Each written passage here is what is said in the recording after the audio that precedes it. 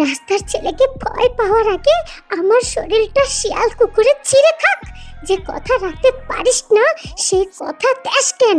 একটা ছুতো রেখে দিয়েছিস গায়ের মতো জানোয়ারকে আমার বাড়িতে যাওয়ার।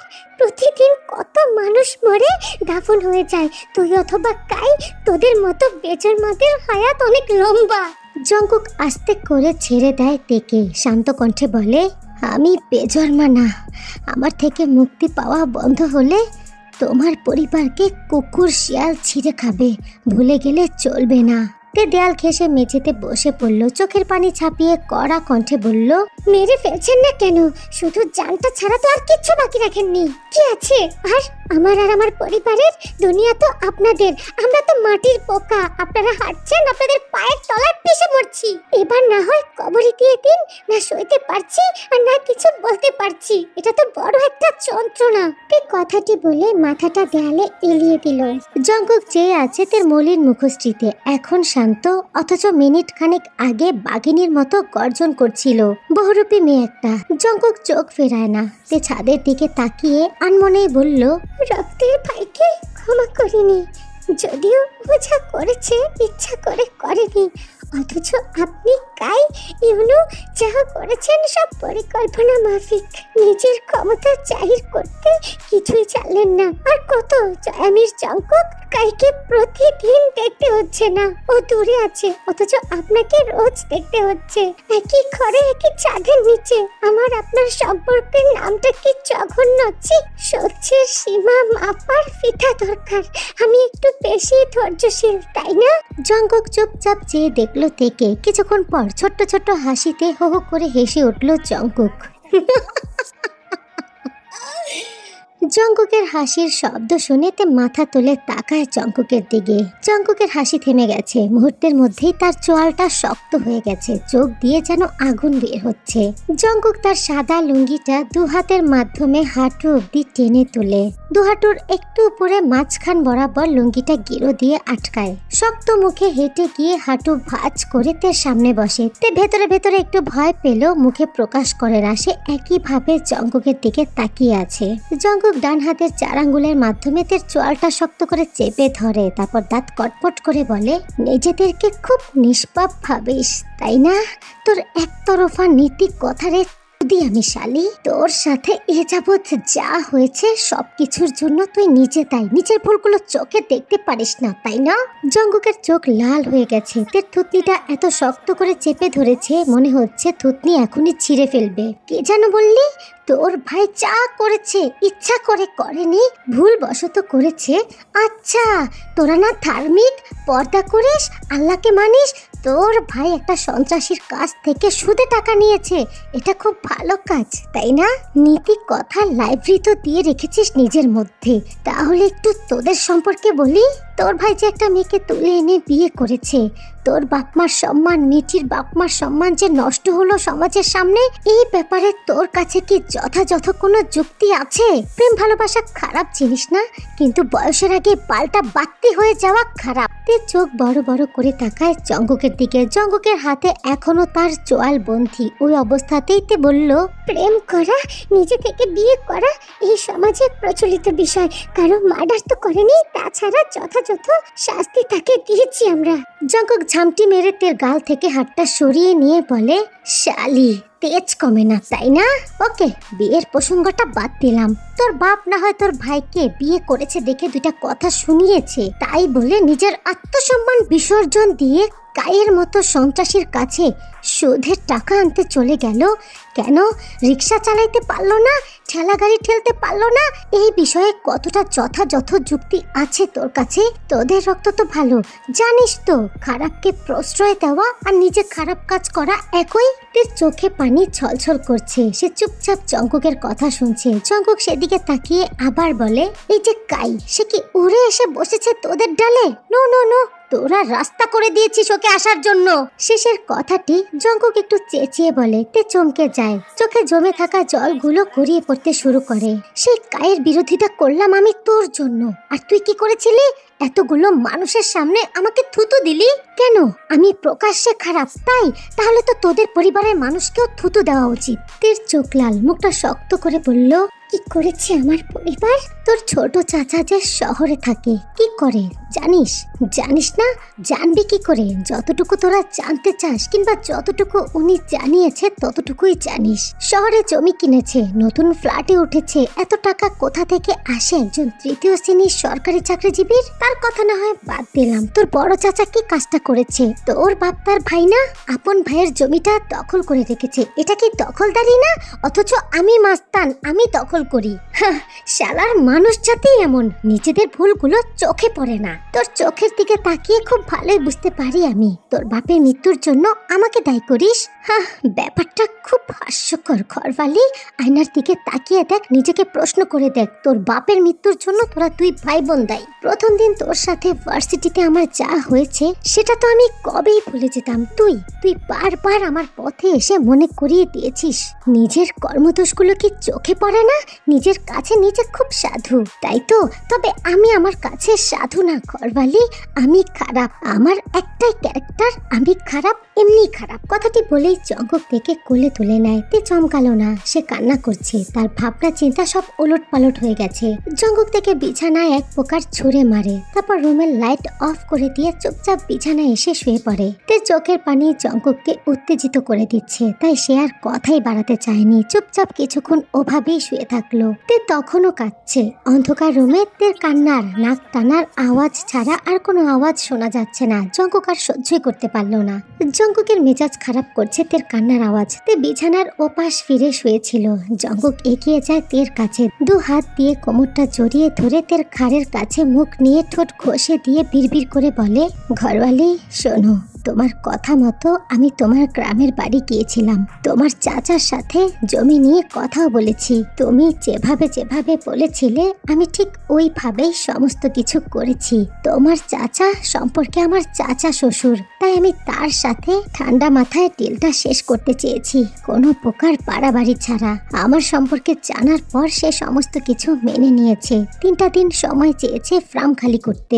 ওনার জায়গায় অন্য কেউ থাকলে আমি একটা ঘন্টাও সময় দিতাম না, সব ভেঙে চুরে গড়িয়ে ফেলতাম। কিন্তু ওই যে তোমার চাচা, মঙ্গলবার আমি গিয়েছি, বুধ, বৃহস্পতি, শুক্র, 3টা দিন সে সময় চেয়েছে। শুক্রবারেই তো তোমাকে তুলে আনার অনুষ্ঠানটা ছিল।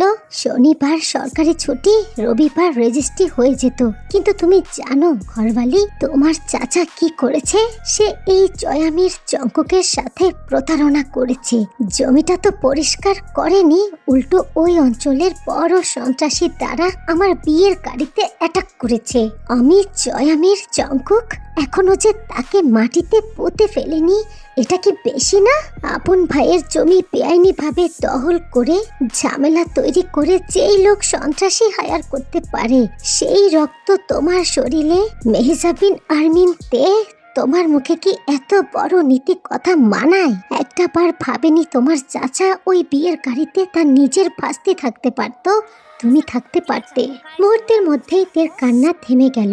জঙ্কুক থেকে টেনে নিজের দিকে ফেরায়, দু হাতে তের চোখের পানি মুছে দিয়ে তের ঠোঁটে আলতো করে একটা চুমু খায়। তারপর তের গাল দুটো দু হাতে স্লাইড করতে করতে জঙ্কুক শান্ত কণ্ঠে বলে, শোনো ঘরওয়ালি, আমি খারাপ, এমনিতেই খারাপ। আমার খারাপ হওয়ার পেছনে কোনো কারণ নাই, তবে আমি প্রকাশ্যে খারাপ। ছলনা জিনিসটা আমার দ্বারা সম্ভব না। কথাটি বলে জঙ্কুক আবারও তের ঠোঁটে টুপ করে একটা চুমু খায়। আবার বলে, শোনো তে, তোমার চাচা আমার সাথে ছলনা করেছে, তবে আমি তাকে তেমন কিছু বলি নাই। হামলা করিয়েছে উনি, অসুস্থ হয়েছে আমি, সমস্যা নাই। তবে আমার বউ কিংবা আমার পরিবারের শরীরে যদি টোকা লাগতো না, এতক্ষণে তার গোষ্ঠী জ্বালিয়ে দিতাম।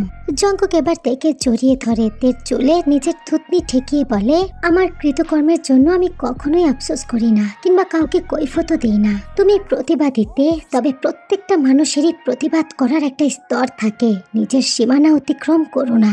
আমি জয়ামির জঙ্কুক কখনোই কাউকে উপদেশ দেই না, এটা আমার দ্বারা হয় না। ঠান্ডা মাথায় বোঝাচ্ছি, বোঝার চেষ্টা করবে। এখন ওঠো, রান্নাঘরে যাও, আমার জন্য তেঁতুলের শরবত করে নিয়ে আসো। তারপর নিজেকে প্রিপেয়ার করো আমার জন্য। 2টা রাত কাছে ছিলাম না সোনা, তোমাকে কাছে পেয়ে শরীরটা টানছে খুব। কিছু না করে তো ঘুমাতে পারবো না। অন্ধকারেতে আশ্চর্য হয়ে তাকালো জঙ্কুকের মুখের দিকে, তবে জঙ্কুক দেখতে পারল না। জঙ্কুক এমনই মুহূর্তের মধ্যেই তার মুড সুইং হয়। তবে তের মাথার মধ্যে ঘুরছে তার চাচার বিষয়ে জঙ্কুক যে কথাগুলো বলেছে। আপন ভাইয়ের জমি দখল করে এমন একটা ঘটনা তার চাচা আর চাচাতো ভাই করতে পারলো। তে ভাবছে আজকে যদি তার আব্বু বেঁচে থাকতো তাহলে সন্ত্রাসী দিয়ে কি তার আব্বুকে শাসাতো, হামলা করাতো। তাহলে কাই আর জঙ্কুকের সাথে তার চাচার পার্থক্যটা কি? যে অপরাধ করে আর যে অপরাধ প্রশ্রয় দেয় দুজনেই তো অপরাধী। তে ভাবতে ভাবতেই বিছানা থেকে নেমে পড়লো, রান্নাঘরের দিকে পা বাড়ালো, শরবত বানিয়ে গুটি গুটি পায়ে রুমে আসলো। জঙ্কুক শরবত খেয়ে গ্লাসটা বেড সাইডের টেবিলের উপরে রেখে দেয়, দু হাত দিয়ে টেনে এনে তেকে তার কোলে বসায়। তে বিনা বাক্যে কোনো প্রকার তর্ক ছাড়া জঙ্কুকের কাছে ধরা দিল আজ। জঙ্কুক তের জামাটা খুলে ফেলে, তেকে জড়িয়ে ধরে তের বুকের সাথে নিজের বুকটা চেপে ধরে তের ঠোঁটে চুমু খায়, তের চোখের দিকে তাকায়। এর আগে যতবার জঙ্কুক তের সাথে লাভ মেকিং করেছে একটা বারের জন্য তে চোখ মেলে তাকায়নি, দেখেনি জঙ্কুককে। তবে আজকে জঙ্কুকের চোখের দিকে তাকিয়েছিল। জঙ্কুকের দু হাত তের উদাম পিঠে ঘোরাঘুরি করছে। জঙ্কুক তের চোখের দিকে তাকিয়ে বলে, কি ব্যাপার ঘরবালি, আজকে মনে হয় চোখ দিয়েই ঘায়েল করতে চাচ্ছ আমাকে। তে দু হাতে জঙ্কুকের ঘাড় জড়িয়ে ধরে ফিসফিস করে বলে, ঘায়েল হয়ে গেছেন? না, তাহলে করছি না। জঙ্কুকের পিঠ থেকে ডান হাত এনে রাখে তের বুকের বাঁ পাশে, নরম স্থানটি হাতের মাঝখানে রেখে আলতো করে চাপ দিয়ে বলে, আমার ঠোঁটে একটা চুমুক খাও না ঘরবালি। এর নিঃশ্বাস ভারী হচ্ছে জঙ্কুকের স্পর্শে। বাঁকা হেসে বলে, অর্ডার করছেন? না, আবদার করছি। আপনার আবদার মেটানো আমার কর্ম না জয়বীর জঙ্কুক। জঙ্কুক বাঁকা হেসে জোরে চেপে ধরে তের নরম বুক, তারপর নিচে থেকে তের ঠোঁটে ঠোঁট ডুবিয়ে টিপ ভাবে কিস করতে শুরু করে।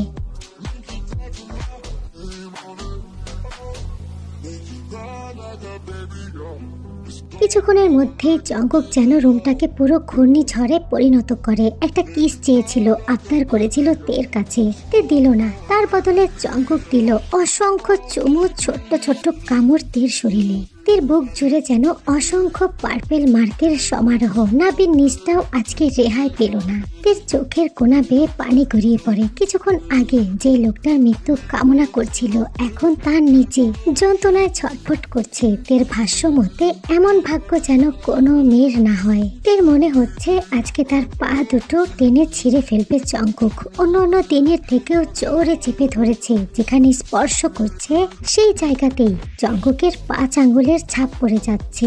আজ পর্যন্ত জঙ্কুক কখনোই তাকে এত কথা শোনায়নি, আজ শুনিয়েছে। কেন? তাকে বেজন্মা বলেছে।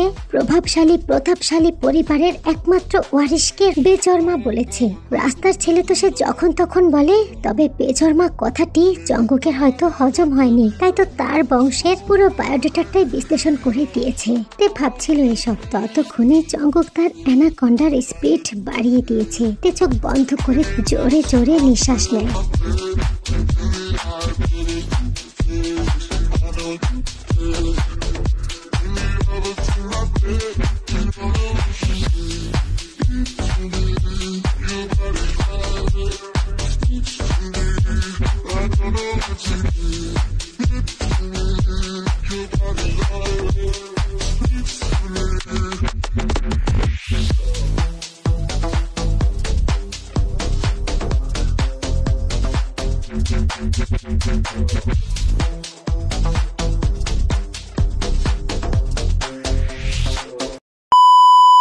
আজকাল নিয়ম করে বাগানে যায়। ওই লোহার লাল গেটটা তার কৌতূহলের কারণ। প্রতিদিন একবার করে ওখানে যায়। সে রাতে জঙ্কুকের ওই সমস্ত কথা শোনার পর তে নিজের ভাবনা চিন্তাকে একটু পরিবর্তন করতে শিখেছে। তবে কৌতূহলী মাথাটা এখনো কাজ করে। বাগান থেকে ফেরার পথে একটা পুরুষকে ঢুকতে দেখলো বাড়িতে, হাতে কয়েকটা ব্যাগ। লোকটাকে উঠে যাওয়ার সুযোগ দিয়ে তে নিজেই ওয়ার্কশপের দেয়ালের আড়ালে দাঁড়িয়ে থাকে। তারপর উঠে আসে দোতলায়। জানতে পারলো এটা বেসুজির স্বামী। হুমায়ুন সাহেব ডেকেছে। ইউনু এসে বসলো। কোয়েল দৌড়ে এসে তার বাবার কোলে চড়ে বসলো। এক প্যাকেট চকলেট আর বিভিন্ন ধরনের খাবারের জিনিস ধরিয়ে দিল সীমান্ত। হাস্যোজ্জ্বল চেহারা, কথাবার্তা কত সুন্দর করে বলছে কোয়েলের সাথে।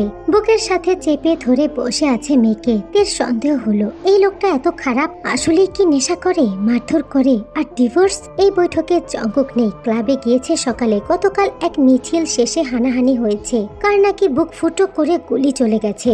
বেশ কয়েকজন আহত বিরোধী পক্ষের হামলায়। এসব অবশ্য ইউনোর পার্টির সাথে হয়নি, হয়েছে সংসদ সদস্যদের মহোদয়ের বাড়ির সামনে। সেখান থেকে জংকুক যাবে ভার্সিটিতে, সুতরাং এই বৈঠকে বরাবরের মতো জংকুক নেই। রোজ চা বানিয়ে দিল, তে তার ট্রেতে তুলে নাস্তা সাজিয়ে এনে সেন্টার টেবিলের ওপরে রাখলো। কথা তুলল ইউনো। দেখ সীমান্ত, সংসারের ঝামেলা সবারই হয়, কিন্তু ডিভোর্সের ব্যাপারটা ঠিক বুঝতে পারছি না। আমি অবুঝ নাকি ঘটনা বেশি জটিল? তোর এমন সিদ্ধান্তের বিশেষ উপযুক্ত কারণ আজ 2 দিন যাবৎ খুঁজছি আমি, তবে পাচ্ছি না। সীমান্ত চুপচাপ বসে রইল। আর কোনো মেয়ে লোক নেই এই বৈঠকে, তবে অথচ তে ঠাই দাঁড়িয়ে আছে ট্রে হাতে নিয়ে। ইউনো বলতে পারছে না সরাসরি, বারবার আর চোখে তাকাচ্ছে। তে সেই সব অগ্রাহ্য করেই দাঁড়িয়ে রইল। শাহানা কাশতে কাশতে এসে বসলো। বেশ কিছু সময় নীরবতা ভেঙে হুমায়ুন সাহেব কিছু বলতে গিয়েও বলতে পারল না। শাহানা বেগম কোমল সুরে বলল, তুমি জানো সীমান্ত, তুমি আবারও বাবা হতে যাচ্ছ। এই সময় এসব? এই বাচ্চা আমার না। সবাই স্তব্ধ হয়ে যায় সীমান্তর এই ছোট্ট বাক্যে। পুরোটা ঘর যেন শান্ত হয়ে গেছে। তে পুরো জোড়া কোচকে ফেলে। সবাই নির্বাক ভঙ্গিতে সীমান্তর দিকে তাকিয়ে আছে। শান্ত পরিবেশে শুধু কানে ভেসে আসছে পুরনো আমলের দেয়াল ঘড়ির ঠং ঠং শব্দ, যেটা এই মুহূর্তে জানান দিচ্ছে বিকেল 4টা বাজে। আই এম সরি জান পাখির, আমার হাতে সময় নেই, তাই আমি বেশি রেকর্ড করতে পারলাম না। আমি একটা রাতের জন্য বাবার বাড়ি যাচ্ছি। তো জান পাখির, আজকে এতটুকু এনজয় করো। নেক্সট পার্ট অবশ্যই 5 মিশালি পার্ট হবে, যা তোমরা খুব এনজয় করবে আমি জানি। তো সবাই ভালো থেকো। আল্লাহ হাফিজ, লাভ ইউ, বাই বাই।